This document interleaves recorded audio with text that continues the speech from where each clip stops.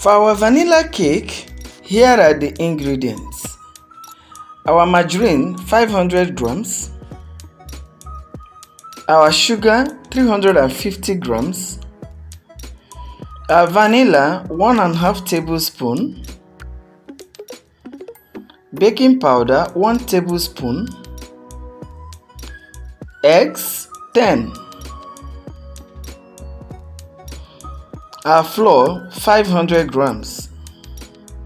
Start by placing your butter into the mixing bowl. Then switch on your mixer and start creaming.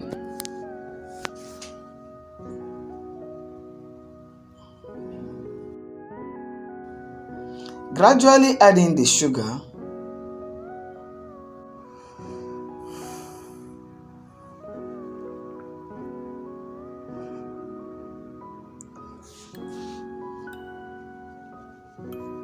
Then increase the speed. Now while that is creaming, we start preparing the rest of our ingredients. Break in your 10 eggs into a bowl.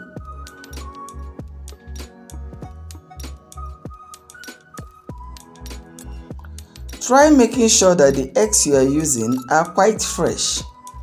Else you don't have to break directly on inside the bowl. Don't forget, if you try that, you might end up ruining the rest of the egg with a spoiled egg.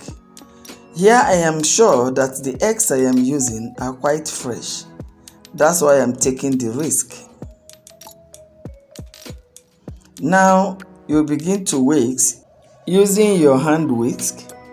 Now the only thing I want to achieve here is to make sure that my egg yolk and my egg whites are well mixed together. That is, you can't see the lumpy egg yolk. I'm not trying to overwhip. Remember, the texture of your cake determines on how you whisk your egg. If the egg is overwhipped, the cake will be too strong. And if the eggs are lightly whipped, your cake will be soft. So whisk it. As soon as you notice a tiny foam coming out, just know that it is ready. Set it aside. Next, add your baking powder into your flour. Remember, always sieve your baking powder because this one has already been sieved before I measured it. Now, why am I insisting on this?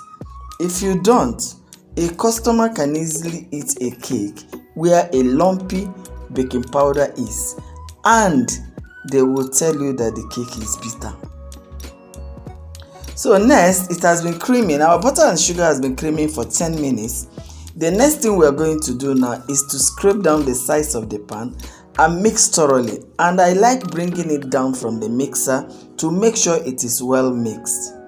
Then after mixing and bringing them together, I will return it and cream it for another 10 minutes. The total amount of time that I cream my butter and sugar is always 20 minutes. Take note of this.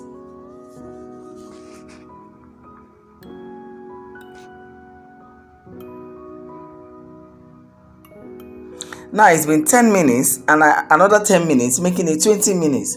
So I want to start by adding my eggs.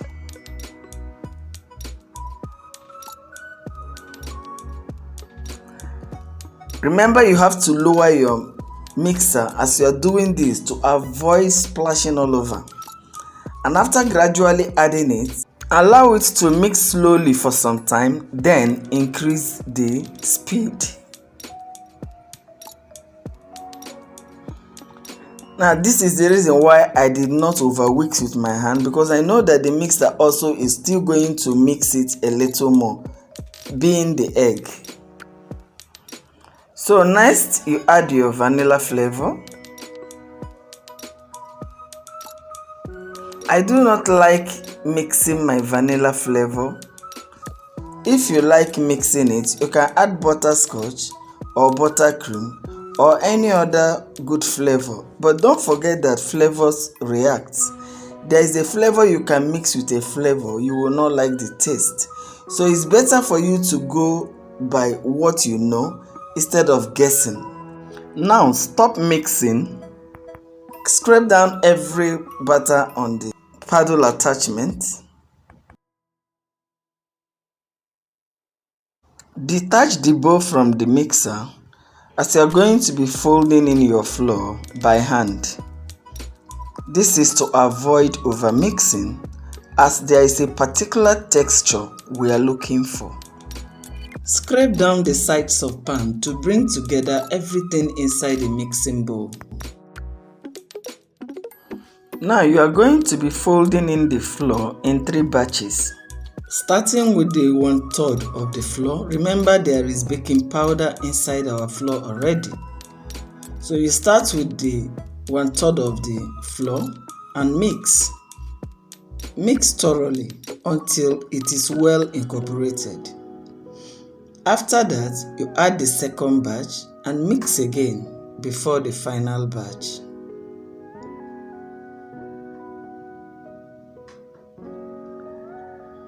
Now do this gradually as you are not fighting with the batter.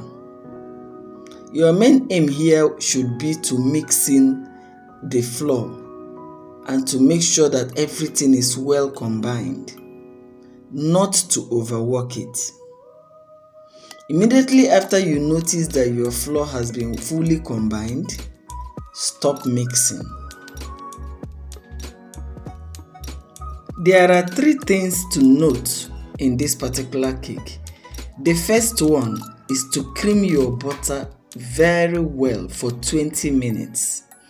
The second one is to make sure that all the powdered ingredients are well sieved. And the third one is make sure you don't overmix. By these 3 laws, your cake is going to come out very fine, very fluffy, and very tasty. So I've added the final part of the flour and you can see I am still mixing it.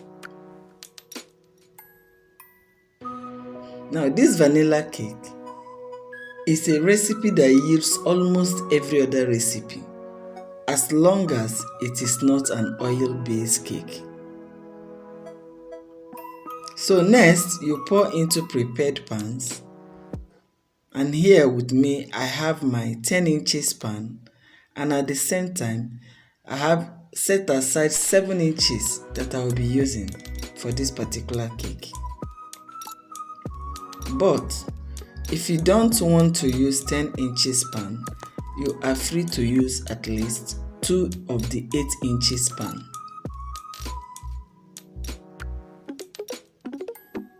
That is what the batter will give you.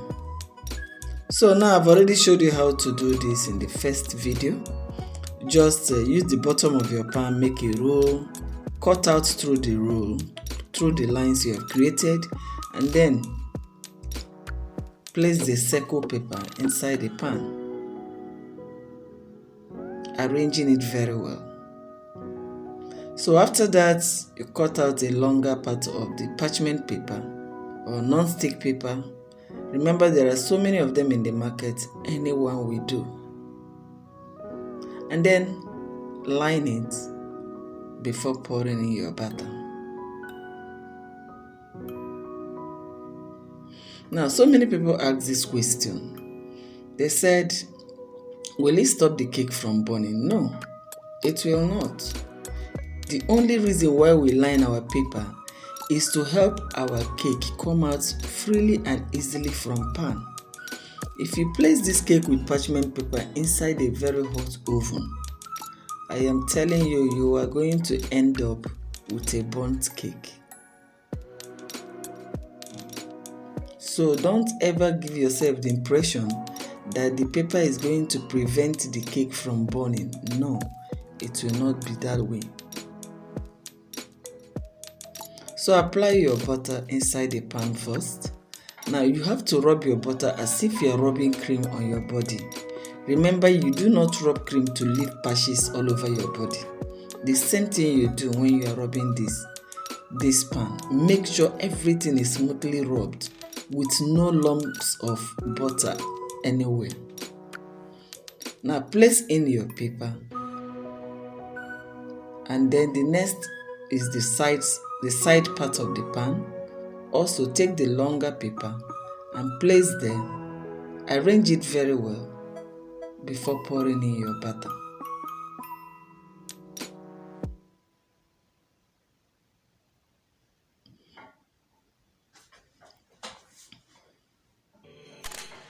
So now I've been able to do that. The next thing I'm going to do now is to pour in my batter.